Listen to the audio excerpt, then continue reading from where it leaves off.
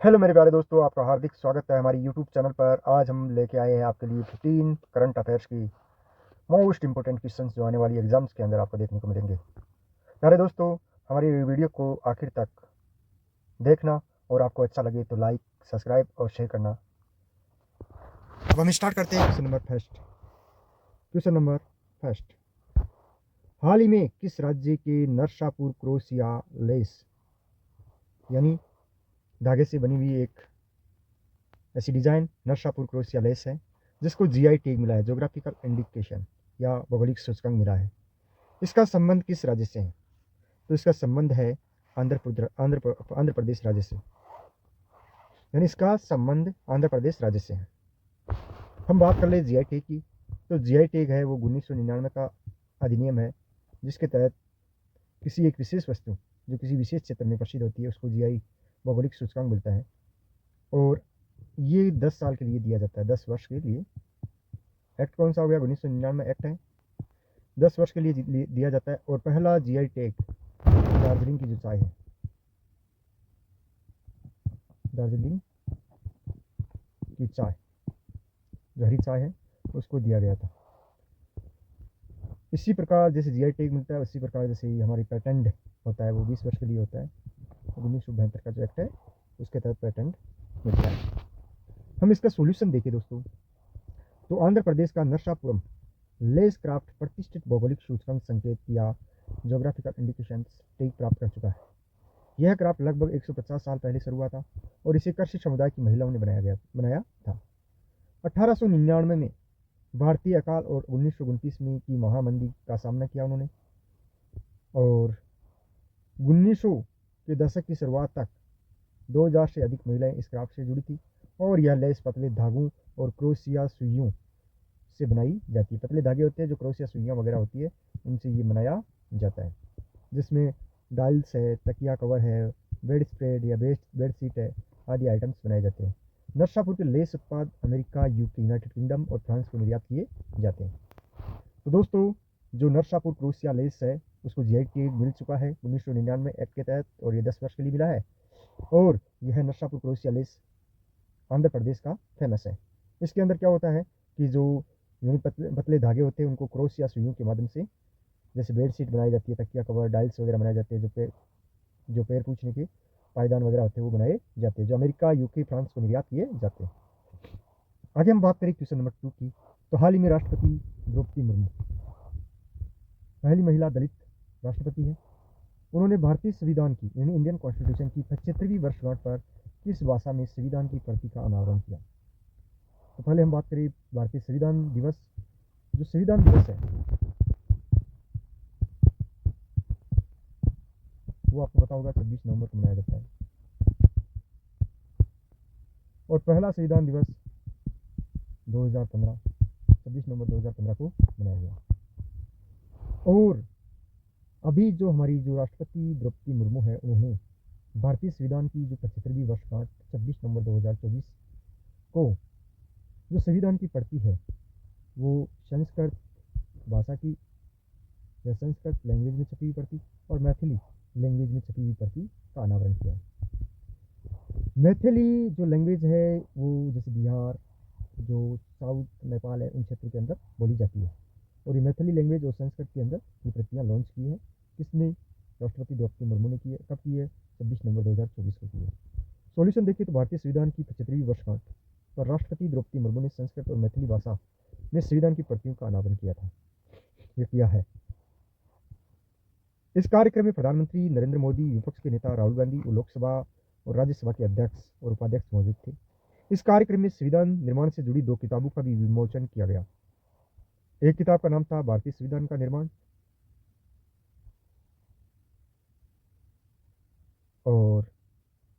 और एक झलक, और सेकंड वाली थी भारतीय संविधान का निर्माण और उनकी गौरवशाली यात्रा।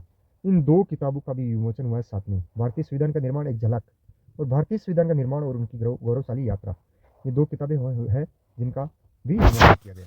इस कार्यक्रम में संविधान सभा के योगदान को याद में रखते हुए विशेष सिक्का और डाक टिकट भी जारी किए गए। तो संविधान दिवस है वो 26 नवंबर 2015 से प्रारंभ किया गया, और जो अभी 2024 के अंदर इसकी जो संविधान की जो प्रतियाँ हैं, पहले जो अंग्रेजी, हिंदी वगैरह इनमें होती थी, अभी मैथिली और संस्कृत के अंदर भी लॉन्च कर दी है। इसके अलावा हम बात करें तो 26 नवंबर को संविधान दिवस क्यों मनाया जाता है? 26 नवंबर को इसलिए मनाया जाता है कि 26 नवंबर 1949 को हमारा जो संविधान है वो बनकर तैयार हो गया था। इसलिए 26 नवंबर 1949 को संविधान दिवस मनाया जाता है। लेकिन गणतंत्र दिवस है वो 26 जनवरी 1950 से मनाया जा रहा है। 26 जनवरी को इसलिए मनाया जाता है क्योंकि इस दिन रावी नदी के तट पर लाहौर में पूर्ण स्वराज्य की मांग करने के बाद तिरंगा फहराया गया था और कहा गया था 26 जनवरी से ही स्वतंत्रता दिवस मनाया जाएगा। लेकिन 15 अगस्त को ही स्वतंत्रता मिल चुकी थी, इसीलिए 26 नवंबर को गणतंत्र दिवस के रूप में मनाया जाने लगा है, 26 जनवरी को। आगे हम बात करें क्वेश्चन नंबर 3 की, तो हाल ही में IPL के इतिहास में 13 वर्ष की आयु के अंदर अनुबंध पाने वाले सबसे कम उम्र के खिलाड़ी वैभव सूर्यवंशी का संबंध किससे है? तो वैभव सूर्यवंशी का संबंध बिहार से है, बिहार के लाला है और बिहार के समस्तीपुर के से ताल्लुक रखने वाले 13 वर्षीय यानी वैभव सूर्यवंशी ने IPL 2025 मेगा ऑक्शन में क्रिकेट जगत में तहलका मचा दिया है। वैभव IPL नीलामी में साइन की जाने वाली सबसे कम उम्र के खिलाड़ी हो गए और ये IPL 2025 के अंदर अपना प्रदर्शन दिखाने वाले हैं। आगे हम बात करें क्वेश्चन नंबर 4 की, 2025 में भारतीय सेना दिवस कहाँ मनाया जाएगा? तो ये मनाया जाएगा पुणे, महाराष्ट्र के अंदर मनाया जाएगा। पुणे महाराष्ट्र में मनाया जाएगा। सेना दिवस क्यों मनाया जाता है ये भी देख लो। सेना दिवस भारतीय सेना की कमान ब्रिटिश अधिकारी से भारतीय अधिकारी के हाथों में स्थानांतरण करने का प्रतीक है। 15 अगस्त 1947 को स्वतंत्रता के बाद थल सेना एक ब्रिटिश अधिकारी हुआ करता था, थल सेना अध्यक्ष है वो ब्रिटिश अधिकारी हुआ करती थी। और 15 जनवरी 1948 के अंदर जब ब्रिटिश अधिकारी ने ये अपनी कमान है वो भारतीय जो अधिकारी को सौंप दी, जिसके बाद में सेना दिवस मनाया जा रहा है। 15 जनवरी 1949 को एक भारतीय जनरल KM करियप्पा ने ब्रिटिश जनरल सर राय बूचर से थल सेना अध्यक्ष का पदभार संभाला। सॉरी, हमने पहले बोला था 15 जनवरी 1948 बोला था, उसकी जगह 1949 यानी 15 जनवरी 1949 को भारतीय जनरल KM करियप्पा बन चुके थे और उनके पास पूरी भारतीय सेना की कमान उनके हाथों में आ चुकी थी, जो पहले किसके थी? सर राय बूचर के हाथ में थी। आगे हम बात करें, भारतीय सेना ने इस महत्वपूर्ण घटना की याद में 15 जनवरी को सेना दिवस के रूप में मनाया जाने लगा और इस दिन भारतीय सेना के अधिकारियों और जवानों द्वारा एक शानदार परेड का आयोजन किया जाता है। भारतीय सेना 15 जनवरी 2025 को महाराष्ट्र के पुणे में अपना औपचारिक 2025 सेना दिवस परेड आयोजित करेगी। इसलिए 2025 का जो सेना दिवस है वो पुणे महाराष्ट्र में मनाया जाएगा। दोस्तों, ये आपके ऊपर वाला जो सॉल्यूशन दे रखा है उसको आप एक बार और देख लेना, क्योंकि बहुत ही महत्वपूर्ण है और आपके नॉलेज की भंडार को यानी भर देगा। आगे हम बात करें क्वेश्चन नंबर 5 की, तो हाल ही में नई चेतना 3.0 अभियान का लॉन्च किसने किया? तो केंद्रीय ग्रामीण और विकास मंत्रालय के द्वारा नई चेतना 3.0 का लॉन्च हुआ। सॉल्यूशन देखें तो केंद्रीय ग्रामीण विकास और किसान कल्याण मंत्री शिवराज सिंह चौहान MP के मामा 25 नवंबर 2024 को एक माह तक चलने वाले नई चेतना पहल बदलाव के अभियान के तीसरे संस्करण की शुरुआत की। तो नई चेतना 3.0 का लॉन्च करने वाले हैं ग्रामीण विकास मंत्रालय या कृषि एवं किसान कल्याण मंत्रालय, मंत्री है शिवराज सिंह चौहान। आगे हम बात करें क्वेश्चन नंबर 6, हाल ही में चर्चा में रही हीवो और तातो हाइड्रो इलेक्ट्रॉनिक परियोजना का संबंध किससे है? तो इनका संबंध है अरुणाचल प्रदेश से। प्रधानमंत्री नरेंद्र मोदी की अध्यक्षता में आर्थिक मामलों की मंत्रिमंडलीय समिति ने अरुणाचल प्रदेश के सियोमी जिले में तातो जल परियोजना का निर्माण के लिए 1750 करोड़ रुपए का निवेश की मंजूरी दी। परियोजना के पूरा होने की अनुमानित समय 50 महीने 240 मेगावाट की यानी 40 मेगावाट है 240 उसकी स्थापित क्षमता वाली ये परियोजना 1000 मिलियन यूनिट ऊर्जा का उत्पादन करेगी। यानी यहाँ 3 यूनिट लगाई गई है अरुणाचल प्रदेश की योमी जिले में तातो फर्स्ट जल परियोजना के अंदर, जो 80 मेगावाट की 3 परियोजना है। आगे हम बात करें परियोजना से उत्पादित बिजली अरुणाचल प्रदेश राज्य में बिजली आपूर्ति की स्थिति को बेहतर बनाने और राष्ट्रीय ग्रिड को संतुलित करने में सहायता प्रदान करेगी। और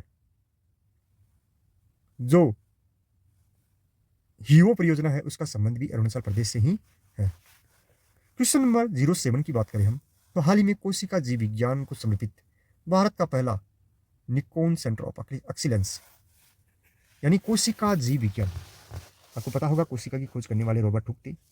कोशिका दो प्रकार की होती है, पादप और जंतु कोशिका। तो कोशिका को समर्पित भारत का पहला निकोन सेंटर ऑफ एक्सीलेंस कहाँ लॉन्च किया गया? तो इसका लॉन्च हुआ IIT हैदराबाद के अंदर। इसका सॉल्यूशन देखें तो भारतीय प्रौद्योगिकी संस्थान हैदराबाद और निकोन कॉर्पोरेशन की पूर्ण स्वामित्व वाली एक सहायक कंपनी निकोन इंडिया ने 25 नवंबर 2024 को संस्थान परिसर में भारत का पहला निकोन उत्कृष्टता केंद्र लॉन्च किया है। आगे हम बात करें क्वेश्चन नंबर 8 की। हाल ही में चाइना मास्टर्स 2024 का एकल खिताब जीतने वाले एंटोन सेन किस देश के खिलाड़ी है? तो एंटोन सेन है वो डेनमार्क के खिलाड़ी है। कहाँ के खिलाड़ी है? डेनमार्क के। सॉल्यूशन देखें तो 24 नवंबर 2024 को एंडरसन एंटोनसन इंडोनेशिया के जोनाथन क्रिस्टी को सीधे गेमों में हराकर चाइना मास्टर्स में पुरुष एकल खिताब जीतने वाले पहले डेनिश या डेनमार्क के खिलाड़ी बन गए हैं। ये कब हुआ था? चाइना मास्टर 2024 24 नवंबर 2024 को हुआ था और स्थान था शैनझेन यानी चीन में। विजेता है एंटोनसन जो डेनमार्क के, उपविजेता जोनाथन क्रिस्टी इंडोनेशिया के हैं। स्कोर 21-15 और 21-13। मैच की अवधि 51 मिनट रही है। आगे हम बात करें क्वेश्चन नंबर 9 की तो हाल ही में international Olympic committee coach life time achievement award 2024 coach life time achievement award 2024 से सम्मानित विटाली पेट्रोव का संबंध किससे है या कौन से देश से? तो पुर्तगाल से है। यानी जो इंटरनेशनल ओलंपिक कमेटी है वो कोचों को जिन्होंने बहुत ही उत्कृष्ट और सराहनीय कार्य किया अपनी लाइफ के अंदर, उन कोचों को लाइफ टाइम अचीवमेंट अवार्ड दिए जाते हैं। और 2024 का जो लाइफ टाइम अचीवमेंट अवार्ड है वो दो व्यक्तियों को दिया गया है। एक तो दिया गया है डाइविंग कोच जैन फिगुएरेडो जो जिम्बाब्वे और पुर्तगाल के हैं, यानी जिम्बाब्वे और पुर्तगाल के दोनों देशों से ही वो क्या रहे? कोच रहे। और पोल वॉल्ट कोच विटाली पेट्रोव जो कहाँ के हैं? यूक्रेन के हैं। इन दोनों को ये पुरस्कार मिला है। इनका सॉल्यूशन देखिए तो diving coach Jain Figueiredo Zimbabwe या पुर्तगाल और पोल वॉल्ट कोच विटाली पेट्रोव जो यूक्रेन के हैं, उनको इस साल की अंतर्राष्ट्रीय ओलंपिक समिति coach life time achievement award से विजेता घोषित किया है। और उन्हें सोमवार को ओलंपिक हाउस में इंटरनेशनल ओलंपिक कमेटी के अध्यक्ष थॉमस बॉक की मौजूदगी में एक आयोजन समारोह में सम्मानित किया गया, जहां उन्होंने प्रतिष्ठित coach life time achievement trophy प्रदान की गई।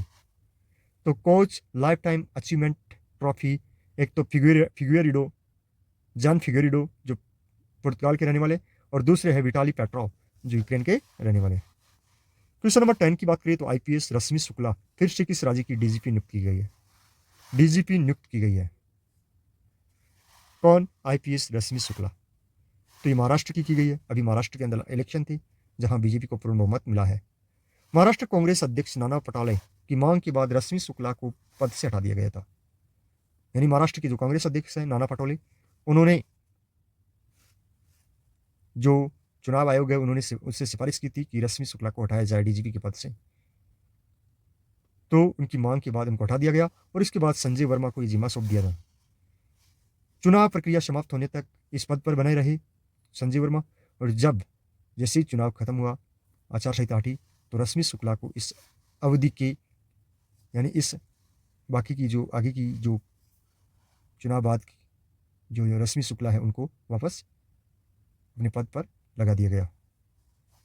आगे हम बात करें क्वेश्चन नंबर 11 की तो हाल ही में किसने या किसके द्वारा लिखित पुस्तक बिहाइंड द हिग्स बोसॉन का विमोचन हुआ? तो बिहाइंड द हिग्स बोसॉन है, उस पुस्तक का विमोचन श्रीमती माणिक कोटवाल ने किया था। डॉक्टर आशुतोष कोटवाल की जो माँ है माणिक कोटवाल, उनके द्वारा लिखित और जेरी पिंटो द्वारा अनुवादित बिहाइंड द हिग्स बोसॉन जो पहली बार मराठी में पुत्र वहाँ ऐसा के नाम से प्रकाशित हुई है। आपको पता होगा 4 जुलाई 2012 की सुबह उत्साह से भरी हुई थी, क्योंकि इस दिन जो वर्ल्ड की सबसे बड़ी मशीन है, large hadron collider LHC, Switzerland और जर्मनी की सीमा के ऊपर, फ्रांस की सीमा पर, सॉरी, स्विट्जरलैंड फ्रांस की सीमा पर लार्ज हेड्रॉन कोलाइडर जो मशीन है वो हिग्स बोसोन यानी ईश्वरीय कण की खोज की घोषणा की थी। तो जब ये जो प्रयोग चल रहा था महाप्रयोग, इसके अंदर जो डॉक्टरों की हेड थे वो थे आशुतोष कोटवाल, और उनकी माँ ने इनकी जो जीवन है और उनके जो उनके द्वारा किए गए कार्य है उनसे संबंधित एक पुस्तक जारी की है जिसका नाम है बिहाइंड द हिग्स बोसोन। तो बिहाइंड द हिग्स बोसोन है, उस पुस्तक के जो लेखक है वो श्रीमती माणिक कोटवाल है, और उनको जो अनुवादित करने वाले हैं इंग्लिश के अंदर वो जेरी पिंटो है। इस खोज की प्रमुख व्यक्ति डॉक्टर आशुतोष कोतवाल थे। आगे हम बात करें क्वेश्चन नंबर 12 की। तो हाल ही में 40वां Akhil Bharatiya governor gold cup अंतर्राष्ट्रीय फुटबॉल टूर्नामेंट कहाँ हुआ? Akhil Bharatiya governor gold cup यानी अंतर्राष्ट्रीय फुटबॉल टूर्नामेंट, तो ये मेरे प्यारे दोस्तों ये संपन्न हुआ सिक्किम के अंदर, यानी गंगटोक, सिक्किम की राजधानी गंगटोक। सिक्किम फुटबॉल एसोसिएशन द्वारा अंतर्राष्ट्रीय कार्यक्रम all India governor gold cup football tournament का 40वां संस्करण एक सुंदर शहर जिसे हम गंगटोक कहते हैं वहां आयोजित किया गया, जो किसकी राजधानी है? सिक्किम की, और सिक्किम पहला जैविक राज्य घोषित किया गया। आगे हम बात करें क्वेश्चन नंबर 13 की। तो हाल ही में महिलाओं के खिलाफ हिंसा उन्मूलन के लिए अंतर्राष्ट्रीय दिवस कब मनाया जाता है? तो महिलाओं के लिए हिंसा उन्मूलन दिवस के रूप में या हिंसा उन्मूलन अंतर्राष्ट्रीय दिवस के रूप में 25 नवंबर को मनाया जाता है। क्यों मनाया जाता है? क्योंकि 25 नवंबर 1960 को डोमिनिकन गणराज्य की 3 राजनीतिक कार्यकर्ताओं मीराबल बहनों की हत्या कर दी गई थी। मीराबल बहनों की हत्या कर दी गई थी, और इन बहनों ने देश के तानाशाह राफेल ट्रूजिलो, जो डोमिनिकन गणराज्य के तानाशाह थे, उनके खिलाफ अपने अधिकारों के लिए लड़ाई लड़ी थी। और महिलाओं के खिलाफ हिंसा को रोकने के लिए 1981 से ही 25 नवंबर को इस दिवस के रूप में मनाया जाता है। साल 1993 में यूएन महासभा ने महिलाओं के खिलाफ हिंसा रोकने का प्रस्ताव 48/104 को अपनाया था, जो महिलाओं के खिलाफ होने वाली हिंसा को रोकने का प्रस्ताव है। साल 2000 में संयुक्त राष्ट्र महासभा ने 54/134 को अपनाया और 25 नवंबर को महिलाओं के खिलाफ हिंसा उन्मूलन के लिए अंतर्राष्ट्रीय दिवस के रूप में डिक्लेयर किया।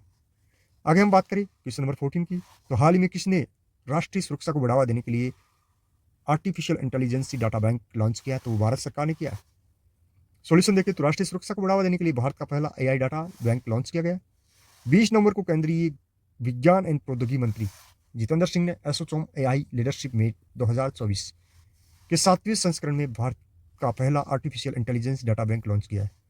इसका उद्देश्य नवाचार को बढ़ावा देना और देश की राष्ट्रीय सुरक्षा को बढ़ावा देना। तो इस प्रकार दोस्तों हमने 14 जो ये क्वेश्चन है, हमने 15 बताए थे लेकिन हमने चर्चा की है 14 की। वह इसके लिए इसकी एक क्वेश्चन जो 15 नंबर का है वो भी मैं पूछ लेता हूं। सती प्रथा अनुमूलन एक्ट 1829 किसके द्वारा पारित किया गया? तो इसका आंसर आपको बताना है कि ये जो सती प्रथा 1929 जो राजा राम मोहन राय के प्रयासों से पारित हुआ था, वो सती प्रथा को एक यानी बैन प्रथा यानी इसको बैन कर दिया गया था। इस एक्ट के तहत ये किस गवर्नर जनरल के द्वारा पारित किया गया था? इसका आंसर आपको बताना है। जय हिंद, जय भारत मेरे प्रिय साथियों। फिर मिलेंगे हम अगले नेक्स्ट 28 नवंबर 2024 को। जय हिंद।